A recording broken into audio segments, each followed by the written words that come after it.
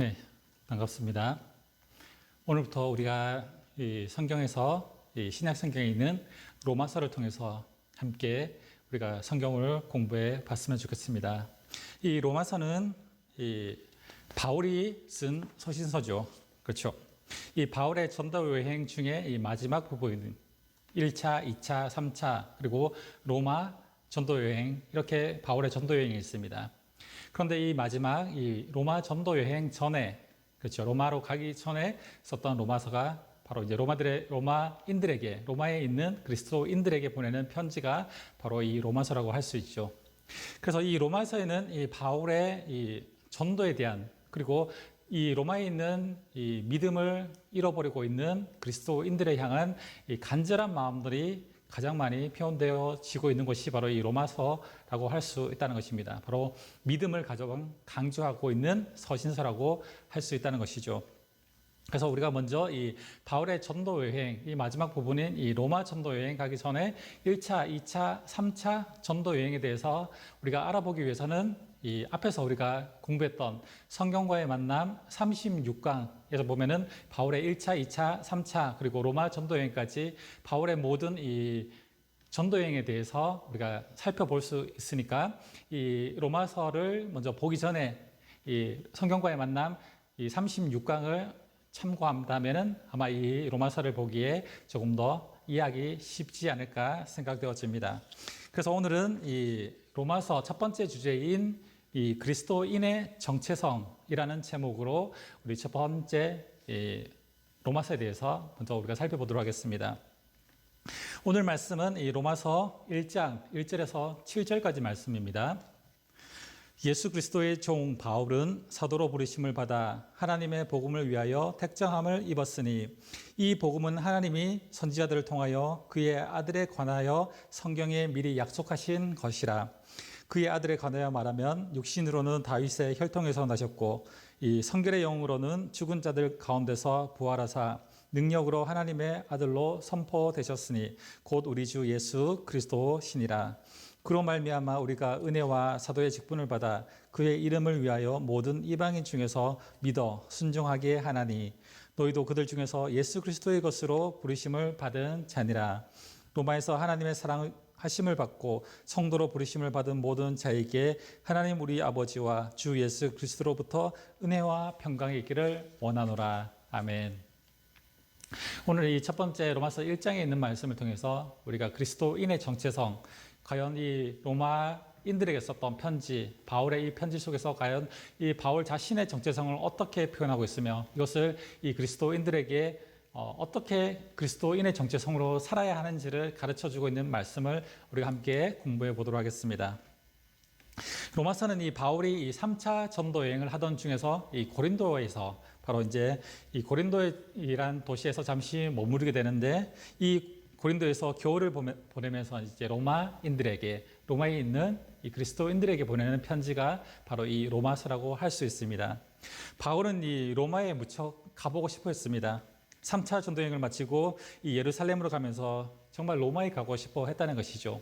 이 간절한 마음, 이 3차 전도여행을 마치고 이제 돌아가면서 로마까지 가고 싶었지만 이 사정이 되지 않아서 이 편지로 남기고 있다는 것이죠. 그래서 사도행전 19장 21절에 보면은 이렇게 바울은 고백하고 있습니다. 이 일이 있은 후에 바울이 마게도냐와 아가야를 거쳐 예루살렘으로 가기로 작정하여 이르되 내가 거기 갔다가 후에 로마도 보아야 하리라 라고 이 로마에 대한 간절함, 로마 전도에 대한 간절함이 있었다는 것입니다. 바울의 1차, 2차, 3차 전도여행에서는 이 로마까지는 가지 못했지만 이 3차 전도여행을 마치고도 이 로마도 이 보아야 하리라는 이 강한 의지를 이 사도행전을 통해서 이 바울은 말하고 있습니다. 그런데 이상하게 자꾸 이 로마로 가는 길이 막히게 되었다는 것이죠. 그런 차에 이제 로마에 있던 교회에 이제 편지로 먼저 자신은 가지 못하지만 이 편지로서 먼저 로마에 있는 교인들에게 만나고 싶어 했기 때문에 이 로마서를 썼던 것입니다. 그래서 이 바울의 이 비서처럼 곁에 있었던 이 더디오, 그렇죠. 더디오라는 이 사람에게 바로 이제 대필을 하면서 이 더디오가 이 바울의 말을 대필로 바로 이제 써서 로마인들에게 편지를 보내는 내용입니다. 그래서 로마서 16장 22절에 보면은 편지를 받아 적던 더디오가 이렇게 말합니다. 이 편지를 기록하는 나 더디오도 주 안에서 너에게 문안하노라. 이 바울의 문안에 덧붙여서 자신이 대피를 하고 있지만 이 대피를 하던 자신도 이 로마 그리스도인들에게 문안의 인사를 하는 장면이 나옵니다. 바로 이 대피를 하던 사람이 더디오라는 것을 이 장면에서 볼 수 있겠죠. 이렇게 쓰여진 로마서라는 이 편지는 이 베베라는 집사를 통해서 이제 로마 교회에게 전달되어지게 됩니다. 그래서 16장 1절에 보면은 내가 갱그리아 교회의 일꾼으로 있는 우리 자매 베베에게 너희를 추천한다라고 이제 바울은 말하고 있습니다. 이 베베 여집사님이 바로 이제 바울의 이 로마서를 가지고 이 로마에 있던 이 교회 그리스도인들에게 전달했기 때문에 바로 이제 그에 합당한 예절로 이 베베 집사님을 맞이하라라고 바울이 말하고 있습니다. 이렇듯 로마서는 이 바울의 전한 복음에 자신이 1차, 2차, 3차 전도여행을 하면서 자신의 이 복음의 이 요약본이라고 할 수 있듯이 이 로마서는 바로 바울의 이제 복음이 함축되어져 있는 아주 중요한 서신서가 이 로마서라고 할 수 있습니다. 그래서 우리는 이 로마서를 통해서 우리의 믿음도 다시 한번 살펴보는 그런 시간들이 되었으면 좋겠습니다. 그래서 이렇게 기록된 로마서는 바로 전 세계 역사를 바꿔놓은 놀라운 역사들이 바로 이 로마서를 통해서 일어났던 것을 우리는 살펴볼 수 있습니다. 때로는 한 개인이 이 로마서를 읽고 회심을 하고 또는 교회가 변화되고 또는 한 시대가 바로 이 로마서를 통해서 변화되는 역사들이 일어났다는 것이죠. 우리가 잘 아는 이 성 어거스틴이 이 젊은 시절에 이 뛰어난 머리로 이 철학자로 명성을 얻었지만 이 어거스틴은 술 취함과 방탕함, 이 호색을 통해서 이 방황의 시절을 보내고 있었습니다. 그러다 어느 날 이 주일학교 아이들이 지나가면서 교회에서 배운 노래를 하고 있죠. 그 노래의 내용은 바로 우리가 잘 알듯이 톨레 레게 이 구절이 들어있는 노래였습니다. 이 노래를 듣던 바로 이제 이 성 어거스틴이 바로 이 노래에 이 충격을 먹었죠. 바로 이 노래 톨레 레게라는 것은 바로 집어서 읽어봐라라는 구절이죠. 그래서 이 구절에 바로 이제 성 어거스틴은 바로 성경을 펴서 집어서 읽게 되었다는 것입니다. 그렇게 읽던 바로 이제 성 어거스틴이 바로 이제 로마서에서 바로 회심의 장면이 나옵니다. 로마서 13장 11절에서 14절 말씀이 바로 이 성 어거스틴의 마음을 움직였다는 것이죠. 또한 너희가 이 시기를 알거니와 자다가 깰 때가 벌써 되었으니 이제 우리의 구원이 처음 믿을 때보다 가까웠습니다. 밤이 깊고 낮이 가까웠으니 그러므로 우리가 어둠의 일을 벗고 빛의 갑옷을 입자. 낮에와 같이 단정히 행하고 방탕하거나 술 취하지 말며 음란하거나 호색하지 말며 다투거나 시기하지 말고 오직 주 예수 그리스도의 옷 입고 정욕을 위하여 육신의 일을 도모하지 말라라는 이 구절입니다. 이 말씀을 읽을 때 영적인 방황과 고뇌를 바로 겪고 있던 이 어거스틴이 바로 하나님의 말씀에 이 진리의 말씀에 회심이 되어서 바로 이 신학자로 변화되었던 이 사건들이 나오고 있다는 것이죠. 이 어거스틴의 변화는 바로 이제 로마서 강해를 통해서 당시 가장 큰 이디안이었던 바로 이제 펠라기우스 논쟁을 이제 종식시키는 바로 그런 시발점이 되었다는 것이죠. 이 펠라기우스는 바로 로마의 많은 그리스도인들이 하나님의 은혜만 믿고 이 영적 게으름과 도덕적인 이 태만에 빠져 있었다는 것이죠. 이 구원은 인간의 노력으로 이루어지며 구원의 여부는 인간의 책임에 있다는 바로 이제 이 펠라기우스 논쟁, 이 논쟁을 신학적으로 이 어거스틴은 반박하면서 바로 이것을 종식시켰던 사건이 일어나게 됩니다. 종교개혁을 일으켰던 우리가 잘 알고 있는 이 마틴 루터도 이 로마서가 이 자신의 삶의 결정적인 이 역할을 하게 된 것을 볼 수 있습니다. 1515년 이 루터는 이 가톨릭 신부이면서 이 교수였죠. 신학교 교수였습니다. 학생들에게 로마서를 강의하기 위해서 이제 로마서를 깊이 있게 연구했습니다. 그런데 로마서를 연구하던 중에 지금까지 로마 가톨릭에서 가르치고 있던 이 교리들이 잘못된 것인 것을 깨닫게 됩니다. 오직 믿음으로만 의롭게 하심을 얻게 된다는 이 진리를 깨닫게 되었다는 것이죠.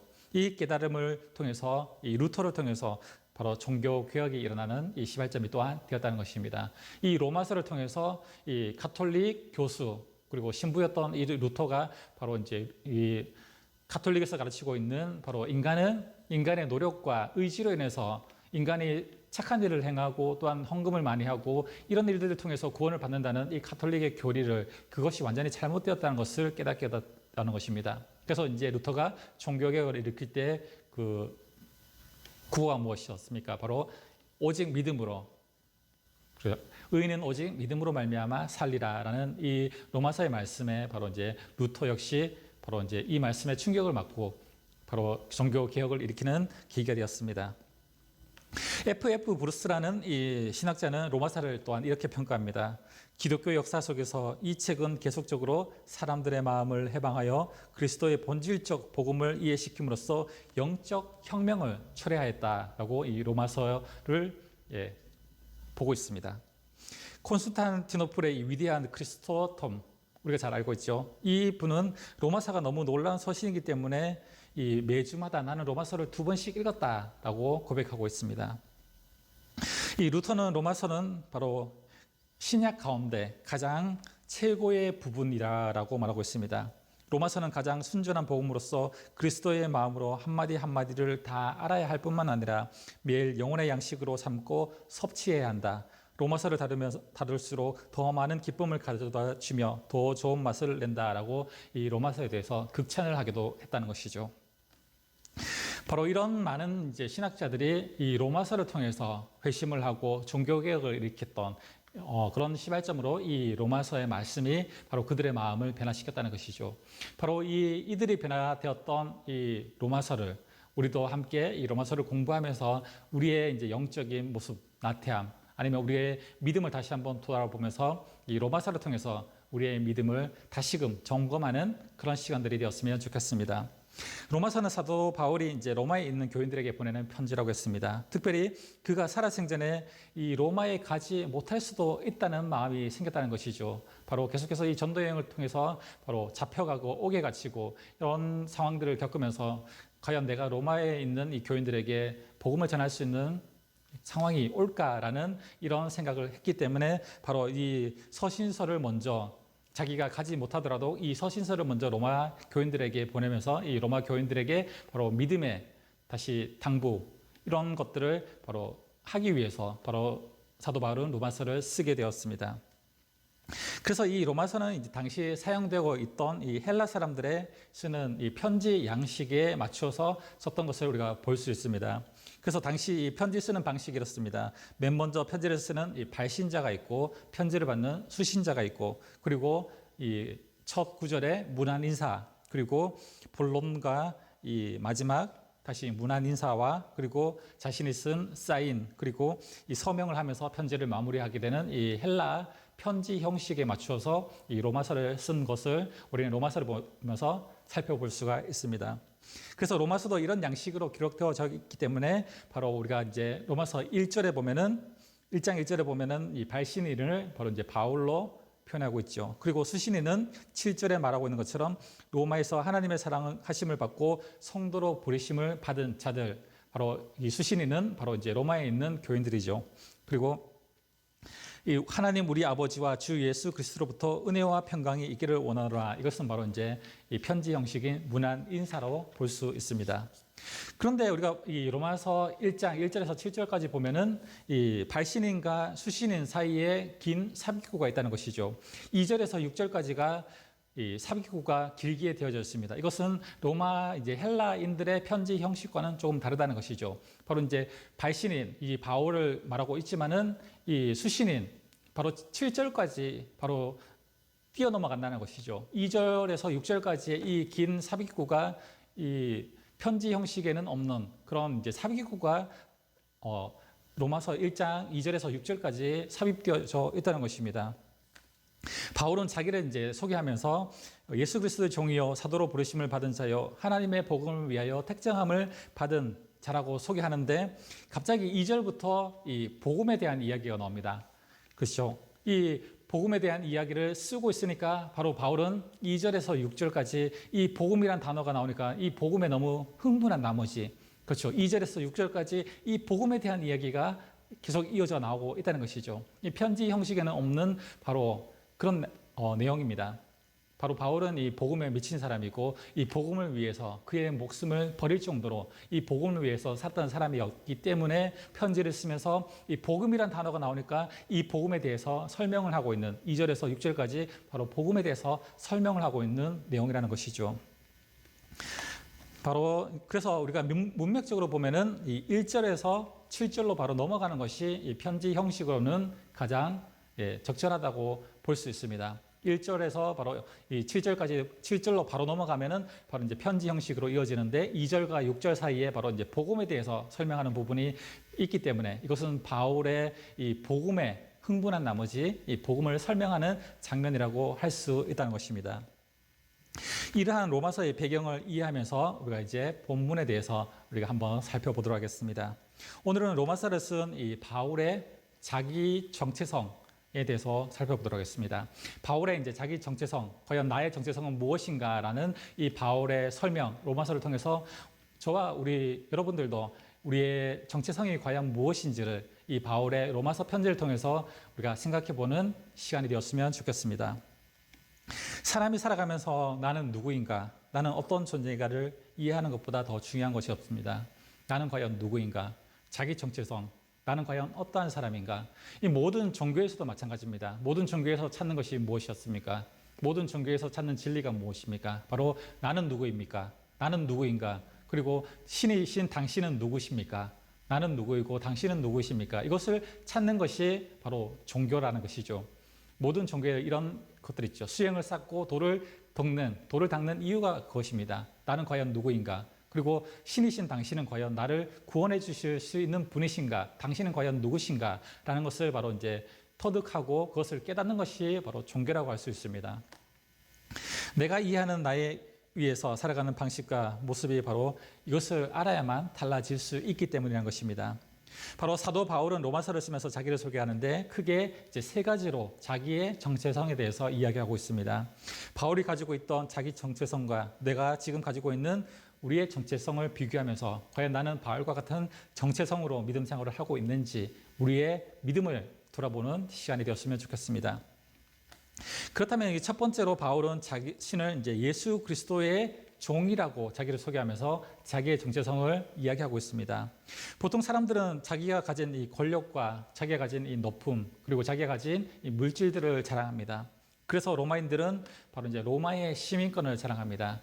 그렇죠. 이 당시에 바로 이제 로마는 세계의 중심이었기 때문에 로마 시민권을 가진다는 것은 거의 세계에서 탑 클래스에 드는 그런 이 자랑을 할 수 있는 위치라는 것입니다. 노예가 아니고 로마 시민이며 로마 시민으로서 누리는 권리들이 엄청났다는 것이죠. 그런데 바울은 바로 종이라는 단어를 쓰고 있습니다.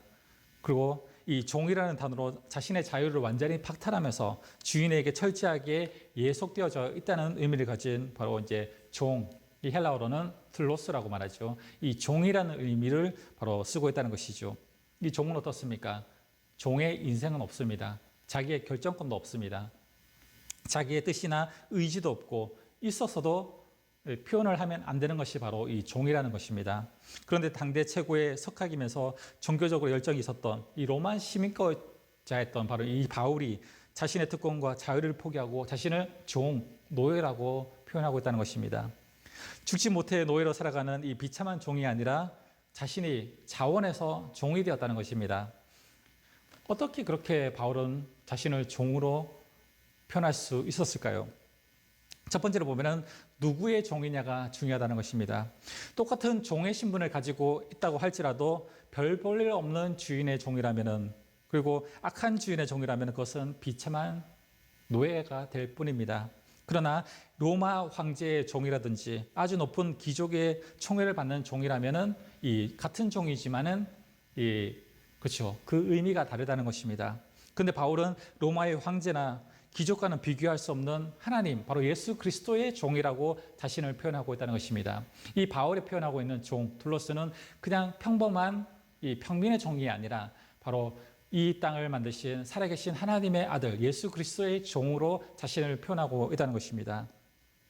그래서 빌립보서에서는 자신을 그리스도 예수의 종이라고 소개했고 디도서에서는 바로 하나님의 종이라고 자신을 바로 이제 표현하고 있다는 것입니다. 두 번째로 보면은 이 한 가지 우리가 이해할 것은 구약 성경에는 이런 부정적인 의미의 종도 있지만 매우 긍정적인 의미의 종도 있다는 것입니다. 출애굽기 21장에서 보면은 이 율법에서 보면은 바로 어떤 사람이든지 종이 되어서 6년을 이 주인을 위해서 일을 하면은 이 7년째 되는 때는 바로 이제 안식년이 되어서 주인이 종을 자유하게 할 수 있는 바로 이제 법으로 정해져 있다는 것입니다. 그런데 주인과 깊이 정이 들었던 이 종은 바로 존경하는 마음이 들어서 이 주인을 떠나지 않고 스스로 자처해서 다시 종이 될 수 있습니다.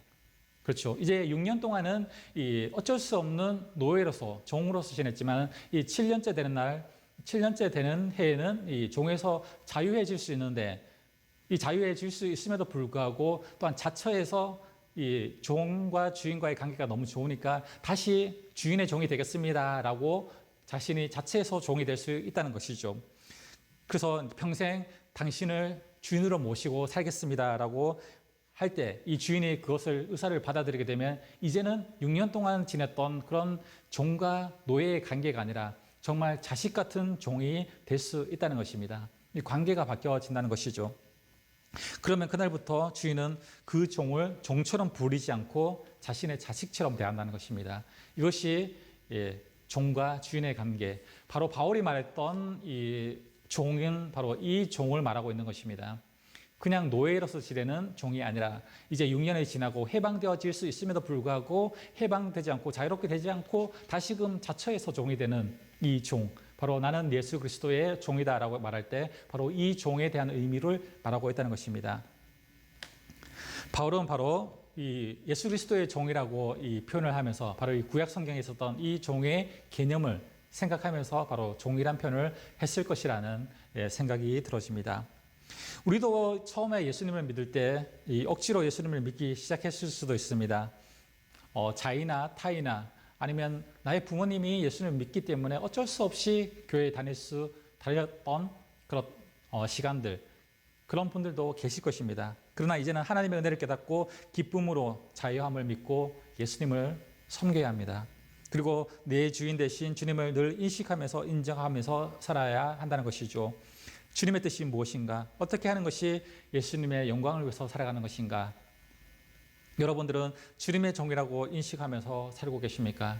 아니면 나는 이 노예처럼 정말 하나님의 자녀가 아닌 이 자녀라고 말할 때도 이 종의 개념, 그렇죠. 이 바울과 같이 종의 개념으로 6년이 지나고 다시금 자처해서 종이 되는 이 부모와 자식과의 관계 같은 종, 그 종의 개념이 아니라 나는 하나님을 섬기고 있을 때 정말 노예처럼 어쩔 수 없이 이 노예 같은 믿음 생활을 하고 있는지, 아니면 정말 부모와 자식과의 같은 이 바울이 말했던 종의 개념으로 그런 믿음 생활을 하고 있는지 우리의 모습을 다시 한번 살펴보기를 원한다는 것이죠. 내가 예배를 드리러 갈 때 아니면 기도하며 찬양하는 이런 것들이 내가 하나님을 믿기 때문에 의무감으로 하는 노예처럼 하는 그런 의무감으로 하는 믿음 생활인지, 아니면 정말 기쁨으로 부모를 섬기는 것처럼 그런 믿음 생활을 하고 있는지 우리들의 믿음을 다시 한번 점검해 보시기를 원합니다.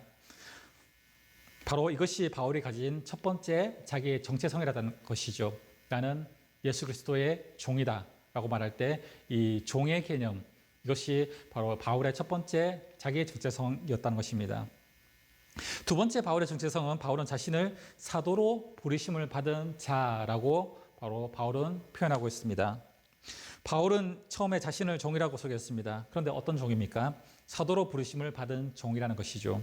사도란 어떤 의미입니까? 바로 보내심을 받은 자라는 것이 바로 이 사도라는 뜻입니다. 오늘날 이 사도와 가장 비슷한 의미를 가진 사람이 있다면 누굴까요?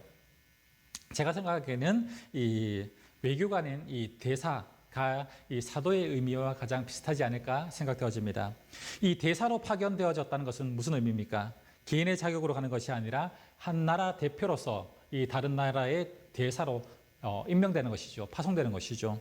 그 나라로부터 매우 중요한 업무를 가지게 된다는 것입니다. 우리나라를 대표해서 한 나라에 가서 대사로의 임무를 한다는 것이죠. 바로 그 대사는 한 개인이 아니라 이 대한민국을 대표해서 바로 이제 그 자격을 가지고 바로 대사의 임무를 갖는 것입니다.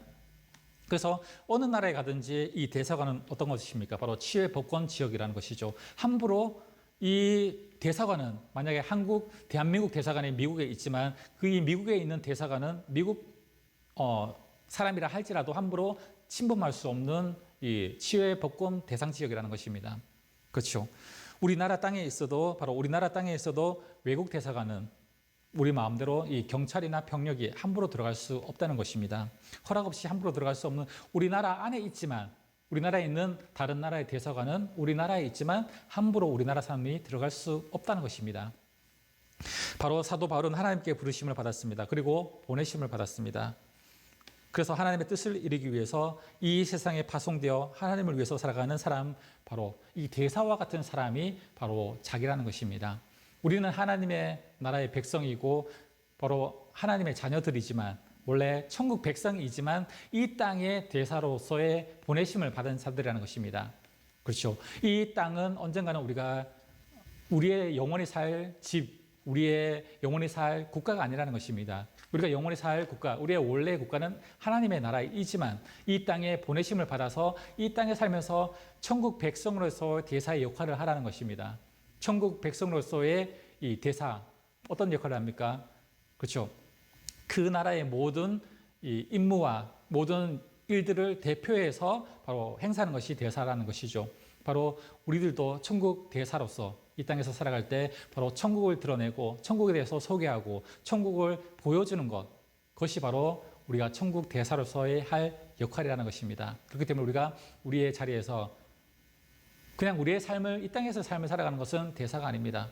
대사가 미국 대사가 한국에 와서 그냥 자기 잘 먹고 자기 생활을 하면은 그건 대사가 아니라는 것이죠. 미국을 대표해서 어떤 말을 하거나 어떤 행동을 하거나 미국을 대신해서 어떤 얘기를 하는 것이 바로 대사의 역할입니다. 바로 이 땅에 보냄을 받은 천국 대사로서 우리의 역할은 과연 그냥 우리가 하루하루 먹고 살기에 그냥 우리의 삶을 살기에 만족하는 것이 우리의 삶입니까? 아니라는 것입니다. 대사의 역할을 해야만 우리가 하나님의 보내심을 받은 천국 백성의 대사로서 이 땅에서 역할을 하게 된다는 것이죠.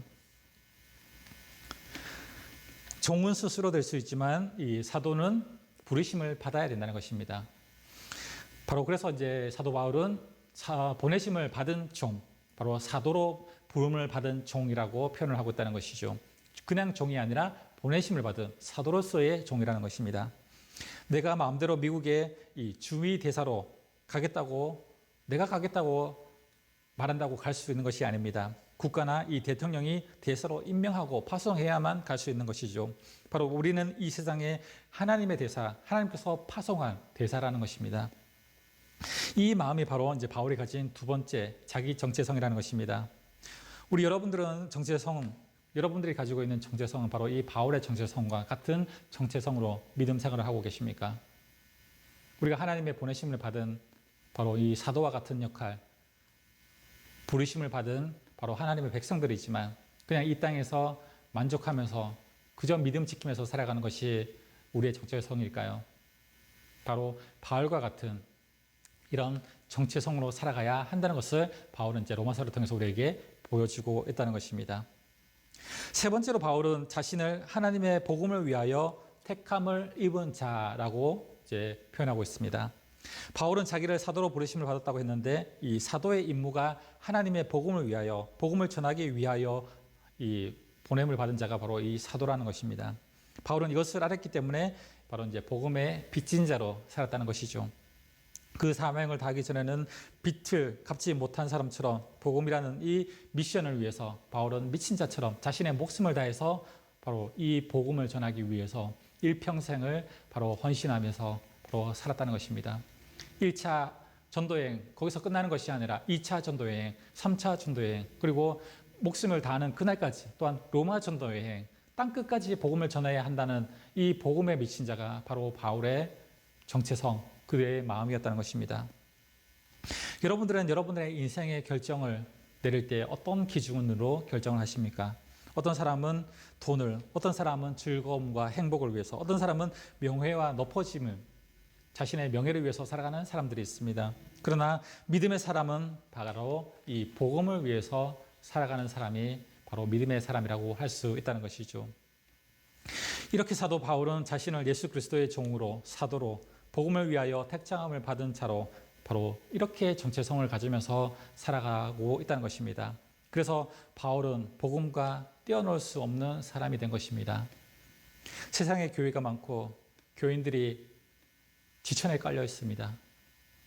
그럼에도 불구하고 이 세상은 변하지 않고 이 세상 오히려 변하지 않을 뿐만 아니라 이 세상은 반대로 교회를 우습게 여기고 있고 손가락질을 하고 있는 지금 시대가 되었습니다. 왜 그럴까요?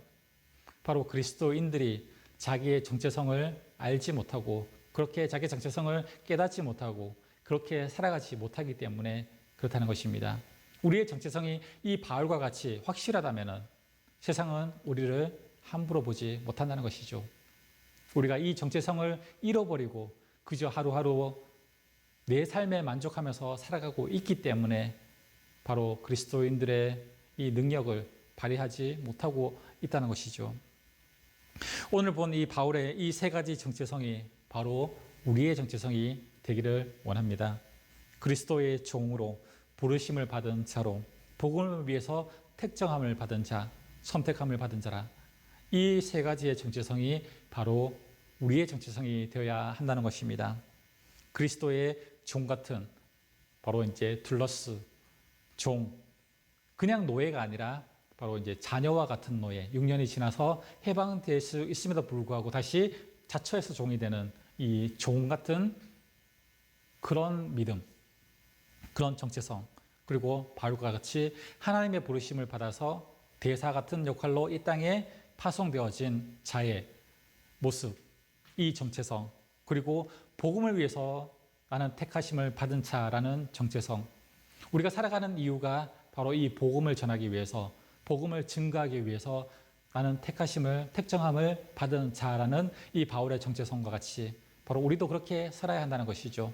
우리가 살아가는 이유가 내 삶, 우리 가족 잘 먹고 잘 살기 위해서 사는 것, 물론 이것도 중요하지만 그리고 우선순위는 이것이 아니라는 것입니다. 바로 우리의 정체성은 바로 이 바울과 같이 복음을 위해서 우리의 삶을 살아야 하는 것이 우리의 정체성이라는 것입니다. 이번 한 주간 우리가 이 로마서를 묵상하면서 저와 여러분들이 가지는 이 그리스도인의 정체성이 과연 무엇인지를 생각하면서 내가 과연 왜 살고 있는지, 내가 왜 과연 이렇게 살아가고 있는지, 어떻게 살아야 하는지를 다시 한번 생각해보는 이번 한 주간의 시간이 되기를 원합니다. 이 로마서를 우리가 공부하면서 이 바울의 이 믿음을 닮아가는 시간들이 되었으면 좋겠습니다. 오늘 첫 번째 시간, 이 그리스도인의 정체성이라는 제목으로 우리가 함께 이 바울의 서신을 살펴보았습니다. 다음 시간 이어서 두 번째로는 이 바울의 복음, 바울이 전한 복음이 과연 무엇인지를 살펴보는 시간이 되었으면 좋겠습니다. 오늘 함께 공부하심에 수고하셨습니다. 다음 시간에 다시 뵙도록 하겠습니다.